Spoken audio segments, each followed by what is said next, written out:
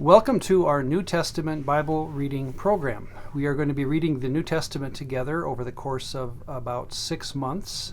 It'll take you about a chapter or two a day. You have received a schedule with this email this morning. It'll be a 5-day a week, just weekdays reading, no holidays. And every day you'll be receiving a video from me. I'll be making about a 5-minute video that really centers on just trying to explain the text as we see it. As we did last time with the Old Testament, and I'm certainly going to continue it this time, what we're looking for again is the developing story within the New Testament. Now that'll be a little more difficult sometimes because just the way the New Testament is set up.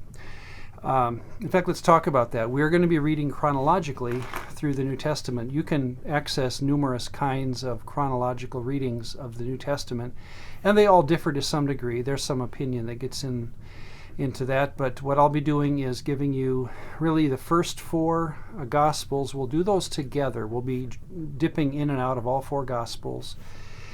What's tricky about it is that the Gospels were actually written late. They were written after the rest of the New Testament, the letters and so forth.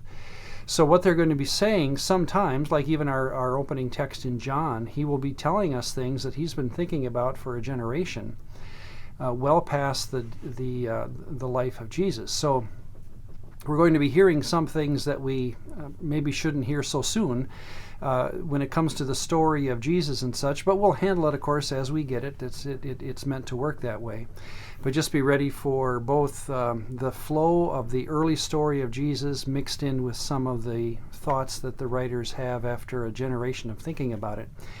Then, of course, the book of Acts. What will happen after the book of Acts, really within the book of Acts, we're going to start depositing those books that were written during the book of Acts.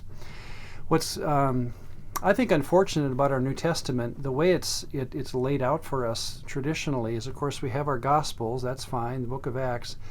But have you ever noticed that Romans, Corinthians, Galatians, Ephesians, if we were to put the books of the books of the New Testament in canonical order here, they're not arranged by chronology. More likely they're arranged by size. Romans, the largest, Corinthians, the second largest, and so forth. And we put all of Paul's books together. Then we put some other authors together like Peter and James. And then, of course, we end with Revelation. So the way we have our New Testament set up right now is not at all chronological. And what I am convinced of is that there is a story to be told. If we read the book of Acts and then drop in these other books, we will notice the argument of Galatians will become more clear because we read it during Acts 15 or around that time period. So by the time we get to Ephesians, Philippians, Colossians, and such, we are at the end of Acts, and Timothy and Titus, they take place after Acts and so forth. But we'll do our best to read it again chronologically. That means, again, that we will not be reading it canonically or reading the text assuming that we get to page ahead and read another passage to help us understand a passage that we're reading at that time.